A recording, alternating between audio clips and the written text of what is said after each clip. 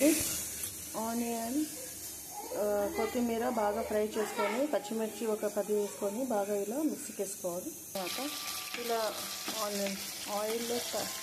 Onion తర్వాత పచ్చిమిర్చి వేసుకొని బాగా ఫ్రై చేసుకోవాలండి. కాస్త వేసాక తర్వాత దీంట్లో పసుపు ధనియాల పొడి వేసుకొని ఆల్రెడీ మేము చికెన్లో మ్యారినేట్ చేసాం. ఇప్పుడు అల్లం వెల్లుల్లి వేసుకొని ఒక 1.5 టీ స్పూన్ వేసుకుంటే సరిపోతుంది. కొంచెం స్మెల్ పోయాక అప్పుడు మేము మిక్సీకి వేసుకున్నాం కదా, ఆ పేస్ట్ని వేసుకోవాలి. ఇలా వేసుకున్నాం కదా, దీన్ని బాగా కాసేపు పచ్చి వాసన పోయే వరకు బాగా ఫ్రై చేసుకోవాలి. చూసారా, ఇలా ఆయిల్ బాగా పైకి రావాలి. ఇంకా